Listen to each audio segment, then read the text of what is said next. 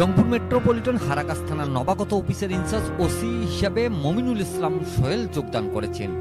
মঙ্গলবার রাতে তিনি সাবেক ওসি মোহাম্মদ হারিসুল ইসলামের স্থলাভিষিক্ত হয়ে হারাকাস থানার দায়িত্ব বুঝে নেন। ওসি মমিনুল ইসলাম সোহেল 2006 সালে তিনি সাব ইন্সপেক্টর পদে সর্বপ্রথম পুলিশ বাহিনীতে যোগদান করেন। এর আগে তিনি সিরাজগঞ্জ থানায় কর্মরত ছিলেন। নবাগত ওসি মমিনুল ইসলাম সোহেল রাজশাহী জেলার কৃতি সন্তান। তিনি রাজশাহী কলেজ থেকে সমাজবিজ্ঞান বিভাগে মাস্টার ডিগ্রি লাভ করেন। নবাগত ওসি মমিনুল ইসলাম সোহেল হারাকাস থানার আওতাধীন এলাকার সকল প্রকার অপরাধমূলক কর্মকাণ্ড দমন করতে এবং আইন শৃঙ্খলা পরিস্থিতি স্বাভাবিক রাখার লক্ষ্যে স্থানীয় সকলের সহযোগিতা কামনা করেছেন।